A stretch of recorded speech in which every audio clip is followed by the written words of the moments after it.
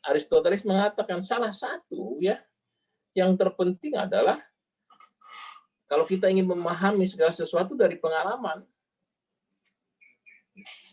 Jadi gambaran kita tentang dunia itu tentang universe, tentang apa yang ada di dalam sesuatu itu melalui pengalaman kita, melalui pengamatan kita, melalui our sense. Jadi bukan hanya di pikiran kita.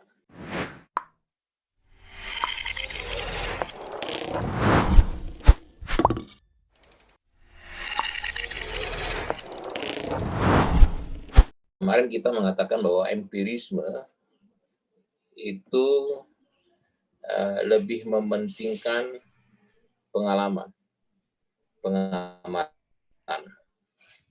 ya.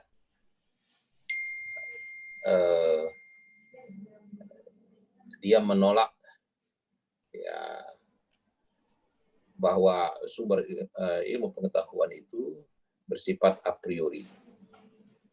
Justru sumber pengetahuan itu bersifat a posteriori. Ya. Artinya pengalamanlah yang lebih utama menjadi sumber ilmu pengetahuan dan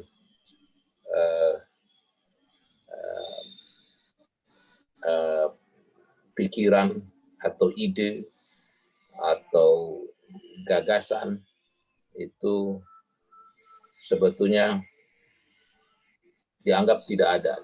Sebab gagasan baru dikatakan ada kalau ya, gagasan itu bersentuhan dengan pengalaman. Pikiran itu bersentuhan pengalaman. Hari ini kita masuk kepada salah satu tokoh penting, ya, bahkan mungkin amat penting di dalam empirisme, karena pengaruhnya akan kemana-mana ya, akan kemana-mana, termasuk juga bagi kita yang beragama, baik Islam, Kristen, atau segala macam, pikiran, pandangan Aristoteles ini sangat mewarnai cara berpikir orang-orang Islam, orang-orang Kristen, dan orang-orang Yahudi, begitu. Bagaimana mereka memperlakukan agama, begitu ya. Dalam Islam misalnya, nanti akan tampak bahwa kalau Anda belajar agama, Anda harus mengikuti semacam model klasifikasi dari Aristoteles, di mana nasab menjadi penting, atau urutan-urutan ini penting, sehingga siapa belajar apa, kemana, dan segala macam sampai kepada titik sumber utamanya. Jadi semacam itu. Tapi cara berpikir itu akan banyak berpengaruh, seperti misalnya ke Thomas Aquinas di agama Nasrani, dan para pemikir Islam misalnya Al-Farabi, Avicenna, dan segala macam. Baik, mari kita telusuri dulu siapa sebetulnya Aristoteles ini ya. Aristoteles itu hidup di zaman sekitar 384 sampai 322 sebelum Masehi. Sebetulnya Aristoteles ini adalah murid ya utama dari Plato. Dia anak didiknya Plato, ya. Nah, seperti kita gitu, kalau kita sedang mengajar, ada anak didik yang menjadi partner dalam diskusi dengan gurunya, ya. Jadi Aristoteles ini sebetulnya partner diskusi intensif kepada gurunya, yaitu Plato. Tetapi kemudian dialah orang yang mengkritik habis-habisan gurunya, dan kemudian dia seolah-olah berseberangan cara pandangnya dengan gurunya, begitu ya, jangan dengan gurunya, sehingga dia menjadi salah satu murid terbaik dari Plato. Dan di zaman itu diskursus akademik itu antara guru dengan murid itu tidak seperti sekarang ya. Kalau sekarang ini seolah-olah kita tidak boleh mendebat gurunya gitu, karena dianggap akan kualat. Kalau dulu justru perdebatan itu terbuka dengan baik. Seorang guru pun tidak akan pernah tersinggung dengan perdebatan itu sepanjang mereka melakukan pencarian kebenaran yang benar-benar benar. Jadi tidak perlu ada kerikuhan intelektual di antara mereka, apalagi kerikuhan psikologis, di mana seorang murid bisa mengoreksi gurunya, bisa membangun teori baru yang justru mengkritik gurunya. Mari kita lihat apa sebetulnya yang dikritik oleh Aristoteles terhadap Plato. Dan ketika itu gagasan Plato sangat mendominasi kehidupan. Ya, sangat mendominasi kehidupan. Semua pikiran itu bertumpu kepada gagasan-gagasan Plato yang menjelaskan bahwa apa yang ada di dunia ini, segala sesuatu yang ada di dunia itu merupakan bayangan ideal dari apa yang ada di dalam pikiran manusia. Jadi sebetulnya pikiranlah yang menjadi sumber utama dari ilmu pengetahuan. Ide-ide yang menjadi sumber dari pengetahuan. Ide-ide yang ada di dalam subjektif manusia, yang ada di dalam diri manusia. Dan semua orang mengatakan itu. Semua ilmu pengetahuan itu bersifat a priori, dan tidak ada satupun ilmu pengetahuan yang bersifat a posteriori. Dan sebab itu dikatakan Plato, seperti kemarin kita sudah diskusikan, mengembangkan apa yang disebut sebagai theory of form. Ya, theory of form. Ya.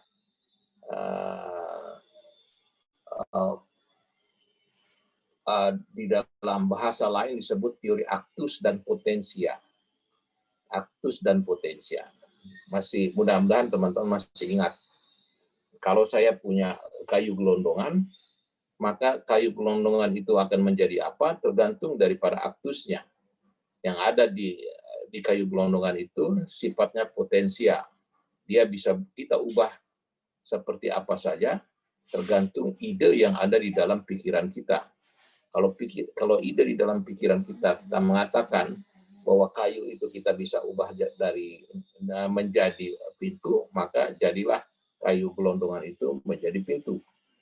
Kita bisa mengubahnya. Kalau kita mengatakan ide di dalam pikiran kita itu adalah yang ide pembentuk yang ada dalam pikiran kita itu mengatakan bisa jadi jendela, maka kayu gelondongan itu kita ubah menjadi jendela. Jadi yang menentukan apakah kayu itu menjadi pintu, menjadi jendela, menjadi lemari, itu adalah ide-ide yang ada di dalam pikiran kita. Jadi bukan kayunya sendiri hanya bersifat potensial dan dia bersifat pasif. Sedangkan yang bersifat aktif, yang bisa membentuk segala macam itu adalah ada di dalam pikiran kita. Itulah pikiran-pikiran yang mendominasi ketika itu di dalam diskursus akademik, ya, akademia, diskursus akademik ketika itu. Jadi Aristoteles ini mempelajari itu dengan seksama, dan kemudian dia mengatakan apakah betul bahwa ide itulah yang membentuk daripada apa yang ada sekarang ini, segala sesuatu itu. Jadi Aristoteles melakukan refleksi yang penting di situ, ya. Dia mengatakan bahwa teorinya Plato itu nggak benar tuh, teorinya Plato itu nggak benar gitu, anggap salah lah, ya. Teori of form-nya dari Plato itu sebetulnya tidak benar, ya kan? Mengapa dikatakan tidak benar? Karena apakah mungkin gitu? Apakah mungkin ide yang ada di dalam pikiran manusia itu sama sekali tidak ada hubungannya dengan apa yang ada di dalam realitas, ya kan? Apakah ide-ide itu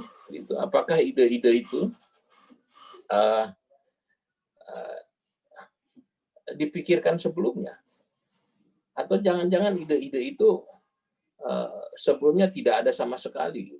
So, kalau ide-ide itu dipikirkan sebelumnya, pastilah dia bersentuhan dengan hal-hal yang lain. Ya, tidak mungkin katanya ide itu muncul begitu saja tanpa sebelumnya pernah bersentuhan dengan apa yang ada di dalam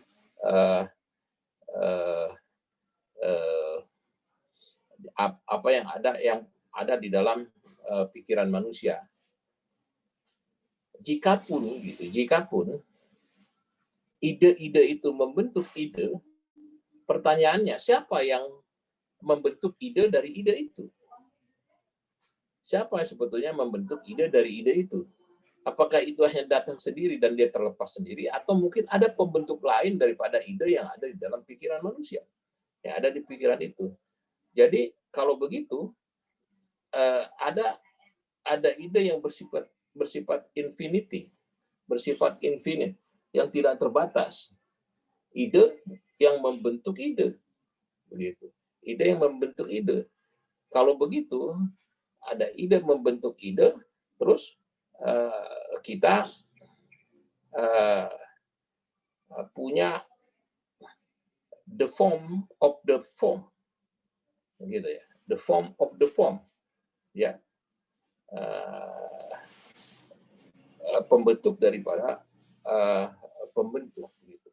Nah, terus oleh karena itu, terus dia mengatakan, Aristoteles mengatakan, itu teori Plato itu kalau begitu caranya, dia hanya merupakan semacam asumsi-asumsi saja, asumsi-asumsi aja yang ada di dalam pikiran manusia, ya. Dia mengasumsikan begitu bentuk realitas, ya. Dia mengasumsikan bentuk realitas, ya. Ketika realitas itu hadir dan pernah dilihat, ya, di dalam kehidupan sehari-hari. Jadi sebetulnya teori pembentukan dari Plato itu dianggap oleh Aristoteles sebagai asumsi-asumsi dasar. Dia berasumsi bahwa segala sesuatu itu begini begitu, potensinya begini begitu, bisa dibentuk begini, tetapi sebetulnya asumsi-asumsi itu telah pernah bersentuhan dengan segala sesuatu di dalam kehidupan sehari-hari, telah pernah dilihatnya atau berkembang di dalam kehidupan inherent dirinya sendiri. Nah, oleh karena itu, kalau dia tidak pernah bersentuhan dengan sesuatu yang pernah dilihatnya, maka sebetulnya dia secara konseptual dia tidak bisa membayangkan apa yang menjadi pembentuknya. Oleh sebab itu, ide itu menurut Aristoteles tidak berdiri sendiri. Pastilah dia pernah bersentuhan dengan segala sesuatu yang dilihatnya. Nah, Oleh karena itu, Aristoteles tidak menolak, ya, Aristoteles menolak teori the form itu. Jadi pasti apa yang ada di dalam pikiran kita itu sudah pernah bertemu, melihat sesuatu di dalam keadaan suatu. Oleh sebab itu terus mengatakan bahwa dalam keadaan tertentu, ya, kalau kita ingin tahu apakah ide itu benar atau tidak itu, maka kita harus memeriksanya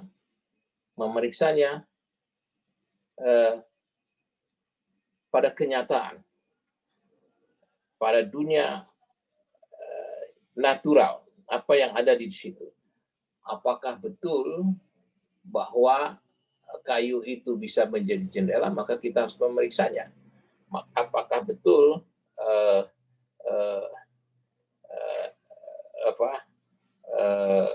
sesuatu itu dikatakan A, maka kita harus mengecek bahwa A itu hadir dan ada di sana.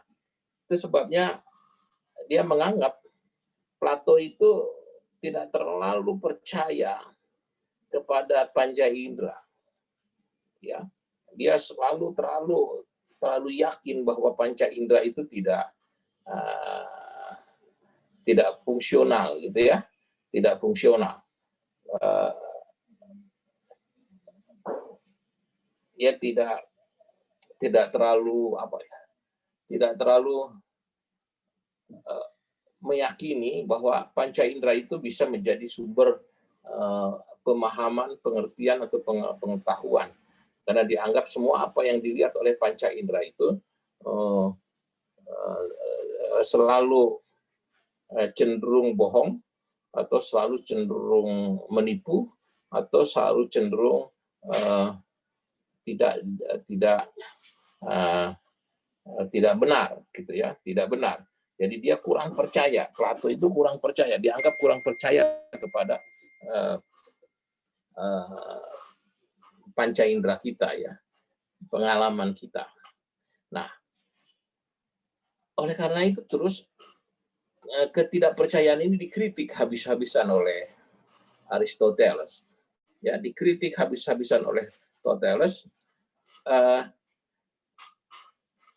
Apa sebetulnya yang terjadi pada keadaan dunia ini yang kita lihat itu sebetulnya adalah observasi kita dari karakteristik khas yang ada di dalam universe, alam raya ini, ya, dengan mengobservasi hal-hal yang khas, yang khusus, yang dilihat oleh kita di dalam dunia kita, dirasakan, ditangkap oleh mata kita, dipahami oleh pengertian kita, maka kita sebetulnya sedang mengobservasi karakteristik yang khas, ya, yang khusus. Nah, terus karakteristik khas inilah terus yang kemudian membantu membentuk pemahaman kita, ya, dan membentuk pengertian kita tentang segala sesuatu, membentuk ide-ide kita tentang segala sesuatu. Jadi sebetulnya apa yang kita lihat, gitu ya, apa yang kita lihat gitu, sebetulnya hasil proses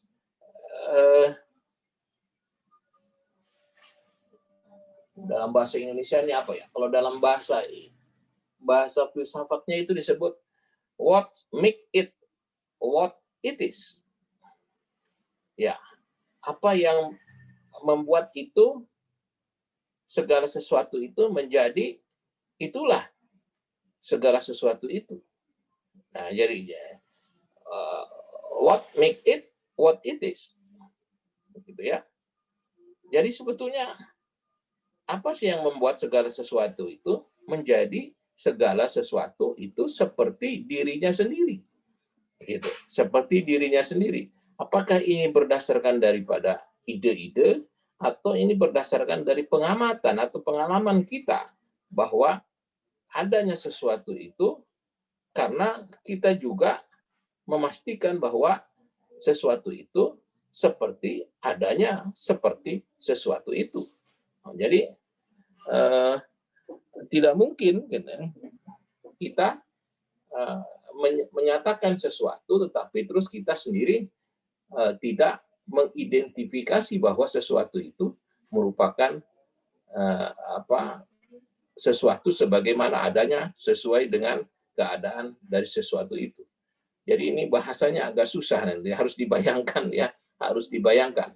Karena bahasa pokoknya kita kalau melihat Bu Nurjana ya kita lihat Bu Nurjana seperti apa yang ada di dalam Bu Nurjana, gitu kira-kira. Ya, jangan kita ngelihat Bu Nurjana tetapi terus kita membayangkan itu bukan Bu Nurjana itu tidak seperti itu. Jadi kalau kita melihat Bu Nurjana, itulah Bu Nurjana seperti apa adanya, yang seperti kita pahami, yang seperti kita lihat, seperti apa adanya Ibu Nurjana. Jadi tidak boleh dicampur-campur, begitu ya. Kita melihat Ibu Nurjana, tetapi mungkin di kepala kita gitu ada pikiran kita yang mengidentifikasi seolah-olah itu seperti Bu Nurjana. Nggak bisa, nggak bisa. Itu nggak bisa. Dan itu bukan pikiran kita. Kalau kita ingin melihat Bu Nurjana, kita lihatlah Bu Nurjana seperti apanya, adanya seperti itu. Jadi ya itulah dialah yang disebut Bu Nurjana.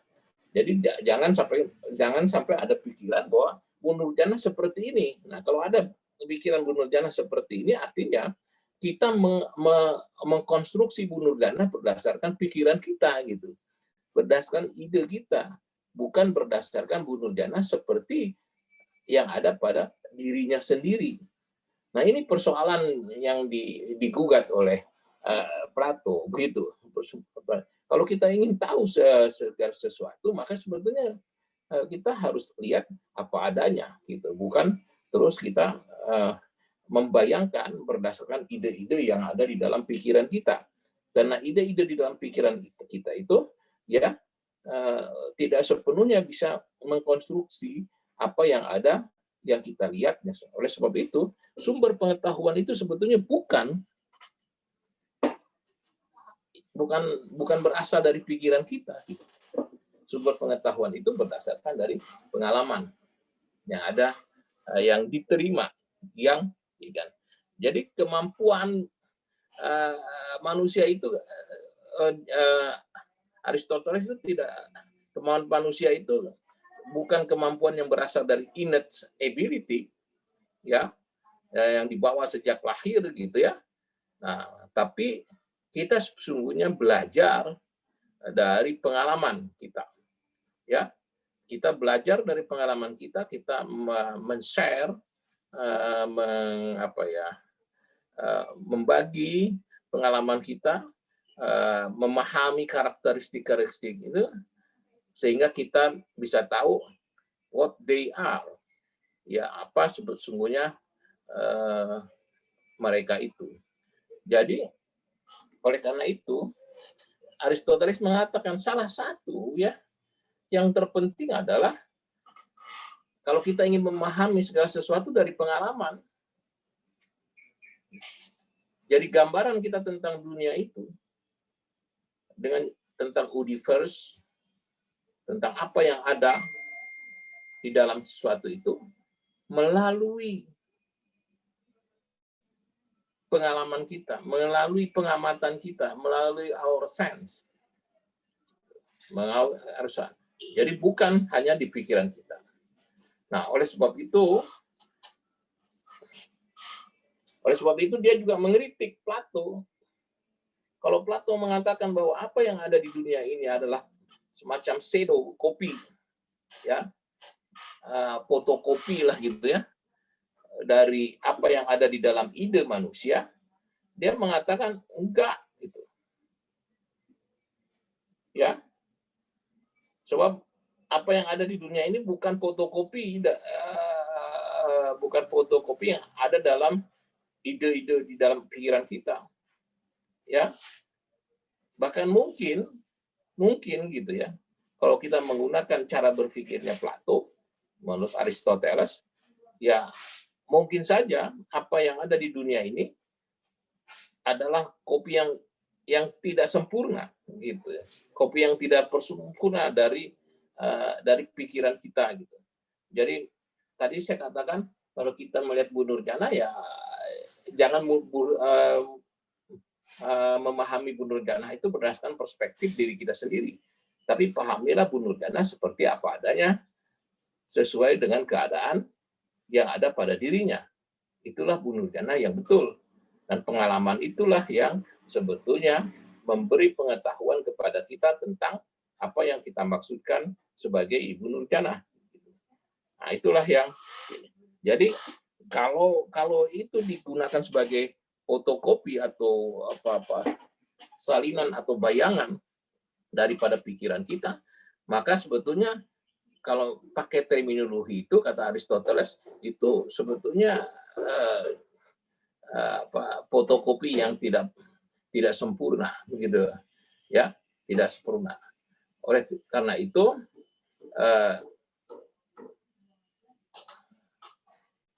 pengalaman menjadi penting, ya.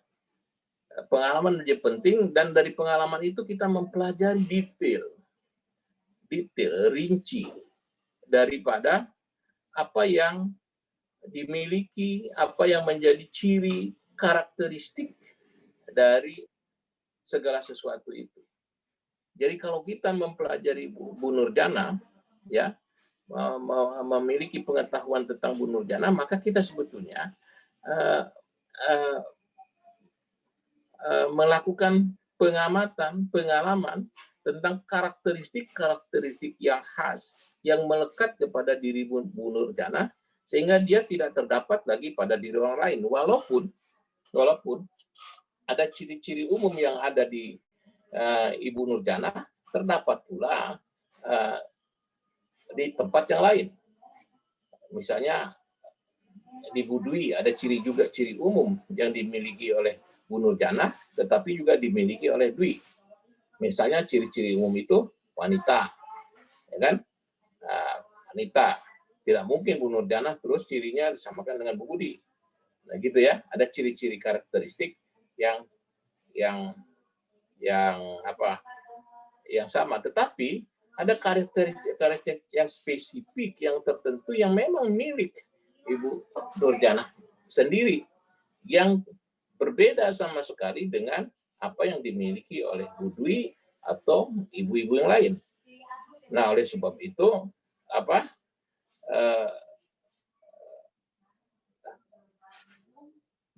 ciri khusus yang dimiliki oleh Ibu Nurjana itu, yang juga ada di Bu Dwi dan ada juga di ibu-ibu yang lain, itu ciri-ciri yang bersifat universal. Ya, dia melekat kepada orang yang disebut perempuan atau wanita. Ya, laki-laki juga begitu. Dia punya ciri khusus laki-laki. Ya, di mana semua ciri khusus laki-laki akan universal. Tetapi laki-laki yang bernama Budi dengan laki-laki yang bernama Sitio, misalnya, yang bernama Dedi, itu juga punya karakteristik yang khas. Ya, yang hanya berlaku kepada dirinya sendiri, tetapi tidak berlaku secara universal. Ya, tidak berlaku secara universal. Nah, jadi begitu juga tadi dengan Bu Nurjana, dengan Bu Dwi, atau dengan Bu Vivi dan perempuan yang lain. Nah, oleh sebab itu ada yang bersifat orisinilitas kekal, ya, dan itu bersifat tetap, dan itu bernilai universal dimanapun dia berlaku, gitu, ya, dan tak berubah-ubah. Ya, yang disebut perempuannya begitu, tidak berubah-ubah, gitu. Ya, yang disebut laki-laki ya begitu, tidak berubah-ubah. Tetapi kalau laki-laki bernama Budi, maka dia akan punya, selain yang universal, ada juga yang bersifat spesifik. Ya, nah, detail pengamatan ini menjadi penting ya, detail pengamatan ini menjadi penting sebagai basis daripada ilmu pengetahuan. Ya, jadi bukan hanya berdasarkan dari ide pembentuk, seolah kalau Pak Budi membentuk begitu aja, ya begitu. Nah, padahal kalau kita lihat Pak Budi laki-laki, makin banyak sekali laki-laki. Saya laki-laki, Sitio laki-laki, Dedi asisten. Terus apa bedanya dong? Nah, jadi ada di tingkat kesamaan, ada yang secara universal, ada yang di tingkat pemilikan yang melekat kepada diri sendiri dan menjadi ciri khas pada diri sendiri. Ada ciri khas universal, ada ciri khas individual, ya. Yang universal ini yang tetap, yang tidak berubah-ubah. Ya, kalau kita mengatakan kancil, ya, seekor binatang kancil, maka kancil dimanapun, ya begitulah kancil. Tapi kalau kita mempelajari lebih detail, kancil Australia dengan kancil di Jawa misalnya, nah, walaupun dia punya kesamaan kancil, tetapi ada yang perbedaan yang signifikan. Misalnya harimau Sumatera berbeda dengan harimau Afrika, gitu kan? Nah, Afrika, tetapi dua-duanya harimau. Nah, ciri harimau dua-duanya itu bersifat universal dan ada di mana saja, dan itu tetap kekal, begitu. Tetapi Sumatera mempunyai ciri khas, misalnya dia belangnya seperti ini, Afrika punya ciri khas, misalnya belangnya seperti itu, atau warnanya seperti itu, atau kumisnya seperti apa, dan segala macam. Nah, itulah pentingnya pengalaman, pengamatan, ya. Jadi apapun idenya, gitu, apapun idenya, ide itu baru bisa diperoleh, baru bisa dibangun kalau dia melewati pengalaman, melewati our sense, pengamatan kita, pertemuan kita dengan pertemuan ide dengan faktanya, dengan datanya, kalau di penelitian itu, ya. Nah, dengan demikian kita bisa tahu bahwa mana sesungguhnya yang dominan, apakah idenya, apakah pengalamannya. Aristoteles mengatakan yang paling menjadi sumber ide kita itu adalah pengalaman, bukan ide itu sendiri. Yang membentuk daripada apa yang diungkapkan, apa yang dipahami dari fakta-fakta itu adalah pengalaman kita. Nah, oleh sebab itu Aristoteles mengatakan kebenaran itu tempat tinggalnya bukan di dalam pikiran kita. Ya. Kebenaran itu tempat tinggalnya bukan ada di dalam pikiran, ide kita, tetapi ada di sekeliling kita. Di sekeliling kita. Ya. Di dalam kehidupan kita. Kehidupan kita. Nah, oleh karena itu, kalau kita ingin mempelajari ilmu pengetahuan, maka salah satu yang dianjurkan dengan ketat dan kuat oleh Aristoteles adalah konsep klasifikasi. Ya, konsepnya tentang klasifikasi. Bagaimana dari pengalaman dunia itu, pemahaman kita tentang masalah-masalah dunia itu, ya, dibangun berdasarkan satu sistem hierarki yang bisa mengidentifikasi yang kebenaran, penjelasan kebenaran yang bersifat universal. Jadi ada semacam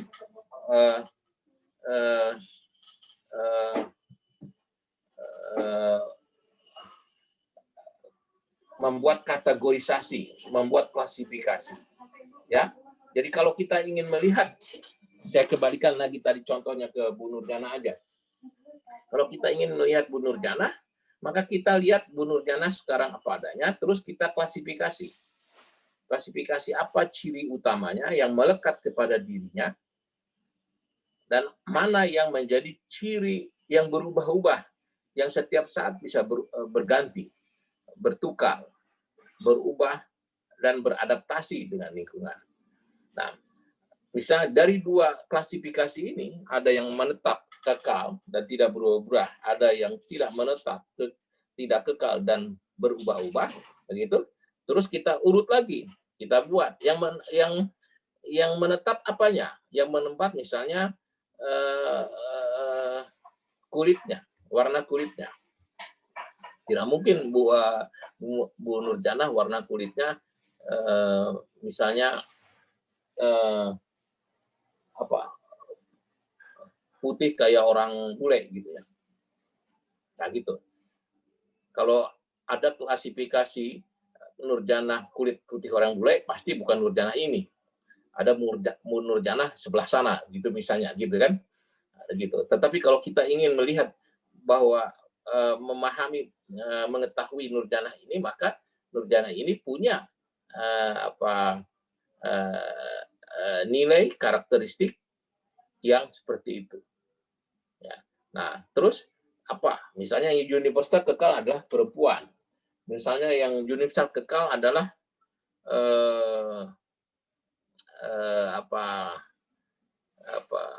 postur tubuhnya misalnya.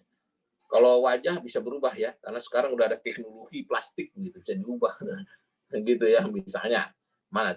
Nah, tetapi misalnya yang tidak kekal, yang bisa berubah-ubah apa? Misalnya bajunya, misalnya kacamatanya, misalnya pola makannya, misalnya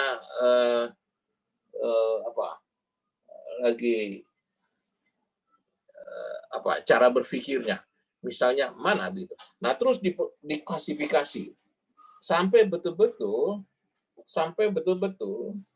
klasifikasi ini sampai terus dari diurut gitu sampai ditemukan semacam pola yang menetap yang menjadi ciri utama Bu Nurjana, mana menjadi ciri utama Bu Nurjana dan bersifat universal, yang disebut Nurjana perempuan, di mana-mana berlaku perempuan, ya, dan itu tidak akan pernah disusupi oleh ciri laki-laki gitu.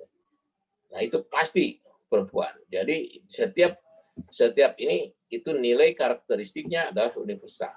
Tapi terus di lain pihak dia juga punya nilai yang khas yang menjadi ciri yang tidak kekal tapi melekat pada dirinya sendiri. Misalnya sifat-sifatnya yang berbeda dengan yang lain.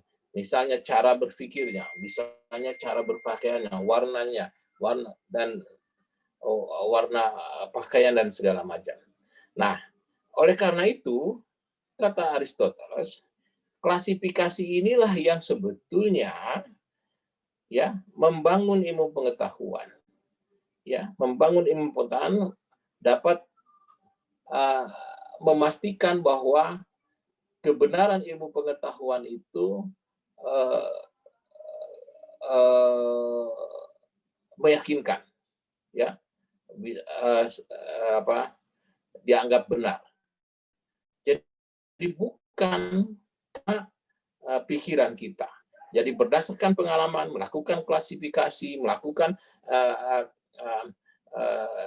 pembagian divisi dan segala macam, terus kita akan menemukan kesamaan berpikir, menemukan kualitas yang bersifat universal, menemukan kesamaan model dan kesamaan pola. Nah, dengan demikian terus kita memperoleh pengetahuan yang benar-benar benar. Oleh sebab itu sumber utama pengetahuan itu bukan dari pikiran kita, tetapi dari hasil pengalaman kita dengan melakukan cara-cara yang bersifat itu. Jadi proses sistem hierarki Aristoteles itulah yang kemudian dikenal bagaimana menjadi basis penelitian kualitatif, ya, menjadi basis penelitian kualitatif. Jadi kalau Anda melakukan penelitian kualitatif, Anda membangun cara berpikir induktif dari mulai yang parsial yang menjadi ciri-ciri tidak kekal, terus ditemukan menjadi ciri-ciri yang universal, ya, yang ciri-ciri pola-pola yang sama, begitu, ya, dengan kualitas yang sama, ada kualitasnya yang sama, ada polanya yang sama, ada model yang sama, dan mungkin juga cara berpikirnya juga sama. Dan dari begitu terus kita bisa menarik satu kesimpulan, menarik satu pemahaman, oh itulah yang disebut nurjana, ya, itulah yang disebut nurjana. Oleh sebab itu, Aristoteles mengatakan pengalaman, ya, pengalaman itu justru menjadi sumber utama pengetahuan, ya.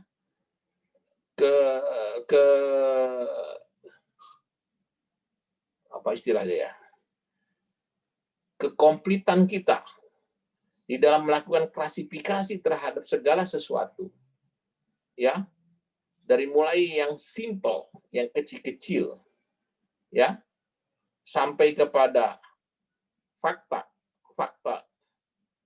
dan terus dikonfirmasi ulang terus berkali-kali, berulang-ulang, maka kita akan sampai kepada bangunan pemahaman ilmu pengetahuan yang benar.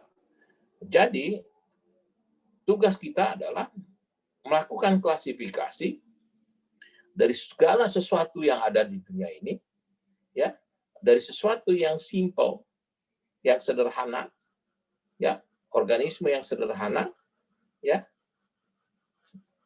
dari fakta-fakta, terus itu dikonfirmasi secara terus-menerus, dicek lagi, dicocokkan apakah polanya sama, apakah kualitasnya sama, ya, apakah modelnya sama. Nah, dan dengan demikian terus kita merekonstruksi pemahaman, ya, pemahaman terhadap kebenaran itu. Nah, dengan demikian, ya,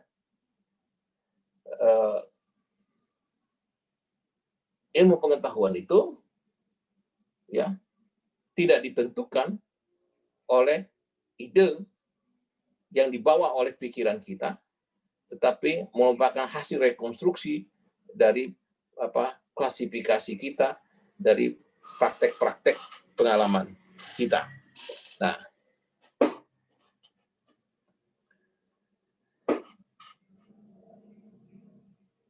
kritik Aristoteles ini kepada Plato mendapat sambutan yang cukup kuat, ya, cukup kuat, terutama bagi para ilmuwan ketika itu yang didominasi oleh cara berpikir bahwa segala sesuatu itu telah diciptakan, segala sesuatu itu telah diciptakan dan semuanya berasal dari pembentuk, ya, semua berasal dari pembentuk pikiran kita.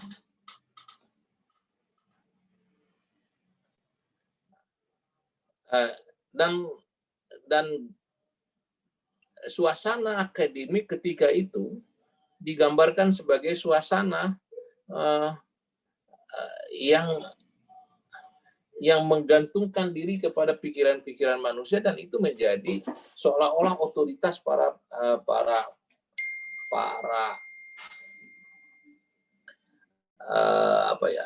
hak para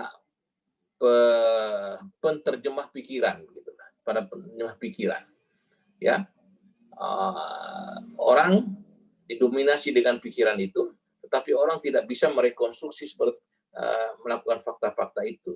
Dengan adanya kritik Aristoteles terhadap gurunya, maka sebetulnya Aristoteles membuka jalan baru, ya, bahwa sebetulnya kebenaran itu tidak semata-mata dibangun berdasarkan pikiran, ide yang ada pada manusia, seolah-olah itu menjadi ide bawaan, tetapi juga hasil daripada rekonstruksi kita terhadap pengalaman-pengalaman yang pernah kita alami di dalam kehidupan ini. Nah, cara berpikir ini menjadi penting dan mendapat sambutan gegap gempita, terutama di dalam pemahaman keagamaan. Ya, di dalam pemahaman agama Islam misalnya, kalau Anda ingin belajar agama, maka Anda harus merunut nasabnya. Ya, nah ini Habib A bin ini, bin itu, bin itu, bin itu, bin itu, bin itu, bin itu, sampailah ke misalnya Nabi Muhammad atau keluarga Nabi Muhammad. Ya, nah ini terus begitu. Kalau nggak belajar kelewat situ, dianggap tidak abdol. Jadi terus asumsi dasarnya tidak bisa kita belajar agama tanpa kepada guru, gitu, kepada guru, karena gurunya mempunyai akar dari sana, dapat ijazah dari kiri dari sana. Nah, itu cara berpikir itu sampai sekarang itu masih itu. Sehingga terus orang belajar agama itu bukan dari sumber utamanya, tetapi dari gurunya. Ya, dari gurunya. Oh, karena guru ini belajar dari gurunya lagi. Guru ini belajar dari gurunya lagi. Guru ini belajar dari gurunya gitu. Begitu. Seperti itu. Sehingga orang tidak pernah mempersoalkan apakah gurunya itu belajar yang sungguh-sungguh tentang sumbernya, tapi orang terus belajar pikiran gurunya. Ya, orang tidak belajar agamanya, tetapi pikiran gurunya tentang agama. Gitu. Nah, itu menjadi salah satu persoalan besar di dalam pemahaman keagamaan. Tidak hanya di Islam, begitu juga di Kristen, di Judaisme dan segala macamnya. Nah, itulah sumbangan terpenting Aristoteles di dalam membangun empirisme. Dia meletakkan dasar-dasar empirisme yang kuat bahwa sumber pengetahuan itu tidak hanya berdasarkan pikiran a priori dari pikiran kita, pokoknya apa yang digambarkan oleh pikiran kita itu dianggap benar, tapi juga harus berdasarkan pada pengalaman kita. Jadi yang utama adalah pengalaman. Nah, seperti kita katakan seperti kemarin, ya, sebetulnya perbedaan yang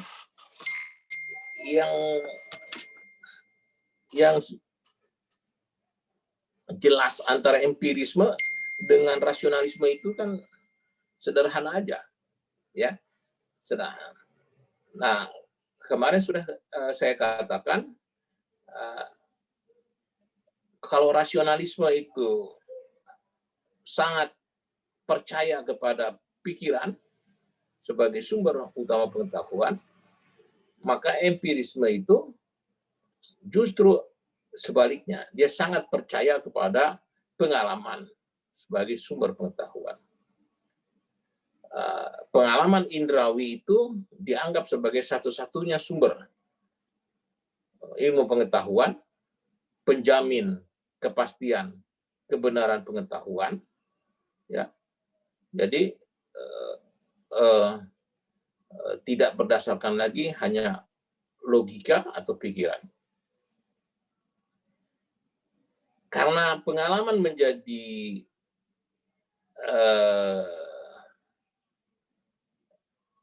sumber pengetahuan, maka metodenya empiris, itu induktif. Nah, itu bedanya. Empirisme induktif, rasionalisme deduktif.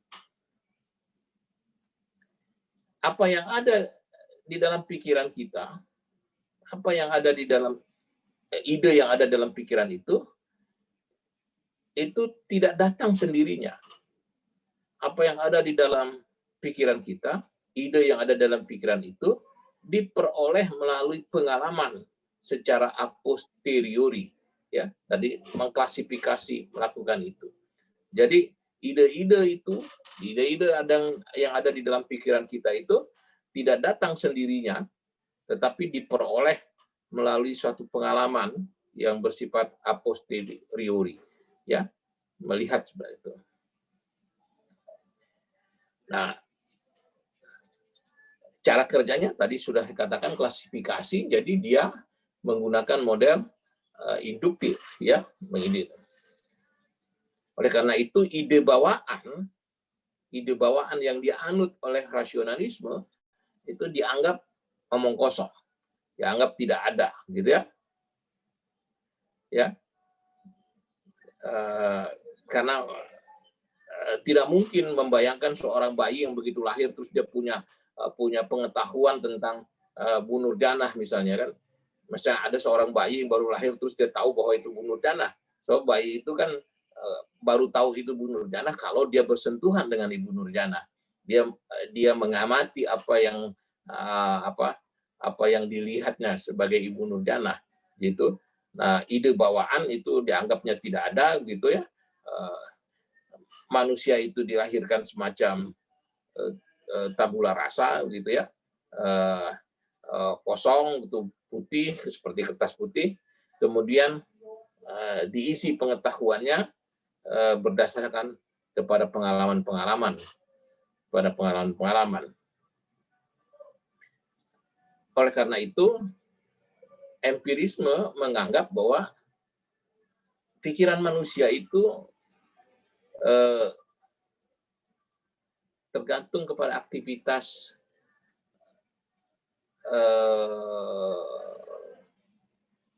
empirisnya, gitu ya, aktivitas indranya. Jadi semakin dia sering bersentuhan dengan pengalaman, apa yang dilihat, apa yang dirasakan, apa yang disentuh oleh panca indera kita, itulah yang akan membentuk pikiran kita, ya.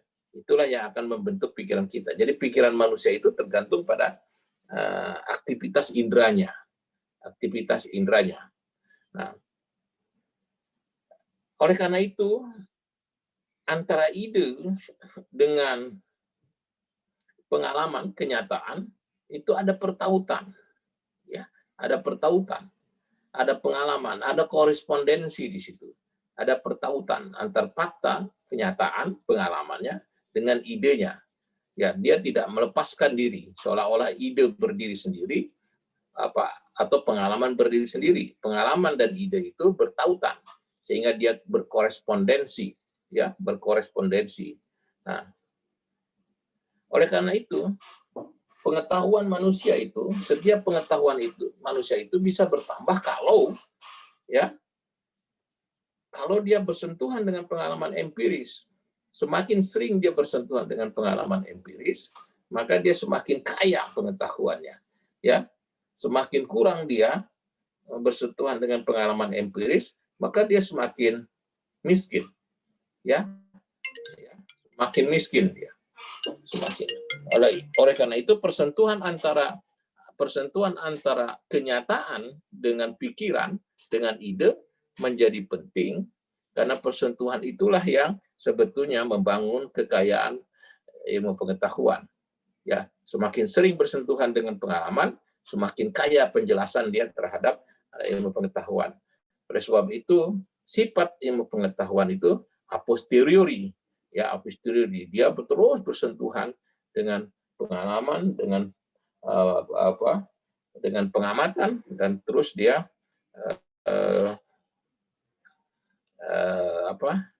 menjadi memahami lebih akurat, ya. Nah, oleh karena itu kaum empirisme itu sangat percaya bahwa sumber pengetahuan itu adalah data-data indrawi. Data-data indrawi. Ya. Bukan pikiran kita. Ini penting untuk kita pegang ketika kita melakukan penelitian nanti. Data-data indrawi itu data-data hasil pengamatan kita itu data primer lah. Kalau kita ya hasil pengamatan kita, hasil langsung kita melihatnya, langsung memeriksanya, langsung berdialog dengan mereka, langsung mengklasifikasikannya, langsung itulah sumber pengetahuan. Data-data indera langsung kita rasakan, langsung kita dengar, langsung kita cium, kita rasakan, kita lihat dengan sendiri dengan mata. Jadi apa yang dikatakan oleh Plato bahwa pengalaman itu seringkali menipu, berubah-ubah, ya, kurang bisa dipercaya, ya, dianggap mengada-ada, tidak benar. Karena justru dari pengalaman itu kita bisa memastikan bahwa apa yang ada, fakta yang ada itu adalah begitulah adanya dan itulah yang benar, begitu. Itulah yang benar. Jadi tidak bisa dikatakan bahwa pengalaman itu dianggap menipu atau dianggap omong kosong atau seringkali dia tidak akurat, begitu. Tidak akurat. Nah, teman-teman sekalian, saya kira itu apa yang disampaikan oleh Aristoteles, dan itulah menjadi cikal bakal dari basis argumentasi riset, ya, kualitatif yang nanti akan dikembangkan oleh banyak sekali ilmuwan, ya, banyak ilmuwan, termasuk juga para ilmuwan untuk menjembatani kritik-kritik yang saling klaim antara rasionalisme dengan empirisme. Karena perdebatan rasionalisme empirisme itu walaupun sudah diselesaikan oleh positivisme, tapi sesungguhnya perdebatan itu terus berlangsung sampai saat ini, dan terus orang mencari jalan bagaimana menemukan kebenaran yang benar-benar benar, ya, dengan sedikit mungkin kekeliruan, dengan sedikit mungkin kelemahan-kelemahan, sehingga betul-betul akurasinya, penjelasannya bisa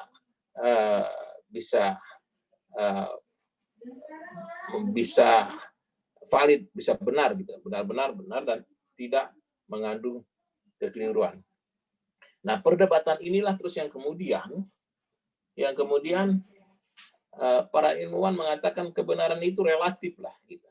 Tidak ada kebenaran mutlak. Gitu. Kebenaran mutlak itu hanya ada dimiliki oleh Tuhan, gitu ya, oleh Tuhan. Jadi kebenaran itu relatif. Hari ini kita mengatakan A benar berdasarkan per definisi pemahaman kita tentang ini, baik itu bersifat a priori maupun bersifat a posteriori, tetapi mungkin dengan fakta yang berbeda, dengan perkembangan kebudayaan yang berbeda, dengan perkembangan keadaban publik yang berbeda, dengan perkembangan aspirasi yang berbeda, dengan penemuan-penemuan baru yang berbeda, dengan intervensi teknologi yang baru, gitu, terus penjelasannya akan berbeda. Ya. Nah, dulu misalnya orang mengatakan bahwa ini Bu Nurjana nih ilmunya, ya, kalau ekonomi itu tergantung supply and demand, ya kan? Jadi keputusan orang untuk membeli segala sesuatu itu ya tergantung supply and demand. Harga juga tergantung supply and demand. Sekarang terus orang mengatakan, Kahneman menjelaskan, itu enggak sepenuhnya benar, karena tergantung juga perilaku kita. Kalau saya mau beli sesuatu, mau ada supply ada demand, kalau saya mau ya mau, kerjain aja. Jadi tergantung kepada perilaku kita, ya. Oleh sebab itu ada behavior ekonomik misalnya, ya. Nah, itu penjelasan macam itu yang menyebabkan terus Kahneman dapat mendapatkan hadiah Nobel bidang ekonomi dengan menggabungkan antara penjelasan teori, penjelasan psikologis dengan penjelasan ekonomi, ya, bagaimana. Nah, terus berkembang sampai saat ini. Mudah-mudahan terus kita juga mengembangkan penjelasan baru terhadap fakta yang mungkin faktanya sama, begitu, mungkin faktanya sama, Cuma setelah ada perkembangan pikiran manusia, aspirasi manusia yang baru, dengan kecanggihan yang baru, dengan berpikir yang out of the box, mungkin terus kita menemukan teori baru, penjelasan baru yang sama sekali tidak baru. Nah, ini contoh dalam bidang agama, ya, dalam bidang agama lagi. Karena sekarang lagi COVID ini menarik, orang pada lari ke agama, gitu, ya. Nah, misalnya sekarang ada pertanyaan begini, apa betul penciptaan manusia itu,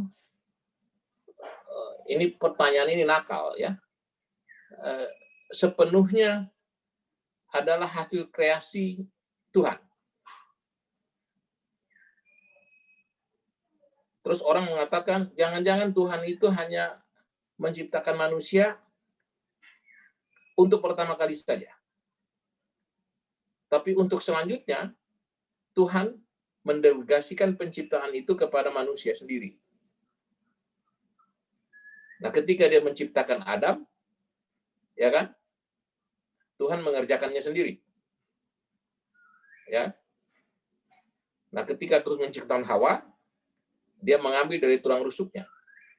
Tapi ketika Adam dan Hawa berkembang biak, maka Tuhan memberikan delegasi kekuasaannya, penciptaannya kepada Adam dan Hawa.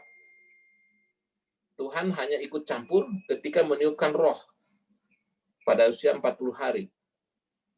Sekarang, misalnya terus, dengan ada teknologi in vitro genome, DNA, ya kan? Terus apa lagi? Proses pendelegasian itu dalam tanda kutip diambil alih oleh teknologi, gitu. Jadi proses penciptaan manusia tidak sepenuhnya dilakukan oleh Tuhan, tetapi didelegasikan ke manusia. Sekarang manusia mendelegasikan itu kepada teknologi. Jadi kalau Anda ingin mempunyai anak, maka Anda pergi ke lab, ya kan? Anda mengandung orang, terus diproses di lab, terus baru disuntikan ke dalam rahim ibu. Jadi pula tidak perlu, misalnya Anda melakukan itu, dan ada intervensi Tuhan ketika usia meniupkan roh. Nah, disitulah kekuasaan penciptaan yang tidak didelegasikan, tetapi proses yang lain didelegasikan, gitu. Nah, ini kan penjelasan kayak gini ini bisa bahaya, gitu ya, bisa mengubah cara berpikir umat manusia karena ada revolusi di dalam cara aspirasi manusia dan penemuan teknologi baru yang memaksa harus ada penjelasan kita. Padahal semua kitab suci mengatakan seluruh alam raya ini diciptakan oleh Allah dan Allah yang mengendalikannya. Tidak ada satupun yang tidak diintervensi oleh kekuatan Tuhan, gitu. Tetapi ada sekelompok ilmuwan yang mulai mempertanyakan hal-hal itu. Nah, pertanyaan itu terus kita hindari. Nah, ya tidak mungkin, karena itu mungkin adalah proses evolusi pemahaman manusia tentang proses penciptaan, misalnya. Penciptaan. Seperti itu. Nah, terus orang bertanya, kapan menjadi keterlibatan Tuhan di dalam proses penciptaan? Kapan itu Tuhan tidak terlibat? Nah, jadi orang sudah mulai memilah. Padahal di dalam paham keagamaan tidak ada pemilihan semacam itu. Kita harus percaya bahwa seluruhnya adalah proses yang sudah dilakukan itu. Tetapi para ilmuwan ingin mempertanyakan itu. Misalnya di kitab suci di Islam misalnya, ya, itu ada kalimat begini. Langit ini diciptakan dengan memiliki jalan raya. Bayangkan, para ilmuwan aritmetika sekarang sedang berdebat, masa di langit ada jalan raya? Nah, coba baca surat Al-Fat misalnya, ayat 8 untuk situ ya. Tuhan menciptakan langit dengan jalan raya. Di langit itu ada jalan raya. Terus orang membayangkan, wah banyak tol di sana gitu ya. Banyak jalan tol di sana. Nah, apa itu simbolisme itu? Para ahli astronomi sedang mendiskusikan itu dengan intensif dan masih belum menemukan pesan Quran itu, pesan ajaran-ajaran Tuhan itu. Apa yang dimaksud dengan itu? Apakah itu yang disebut black hole yang dijelaskan oleh Stephen Hawking, atau apakah itu ditemukan juga kehidupan di sana dan segala macam. Jadi sebetulnya banyak sekali rahasia-rahasia dunia ini yang tidak. Oleh sebab itu metodenya mungkin nanti beda. Metodenya tidak bisa lagi pakai rasionalisme, empirisme gitu ya. Nah, kan kita baru sampai kepada dasar-dasar utama mengapa pengetahuan itu diterima lewat dua pendekatan, rasionalisme dan empirisme.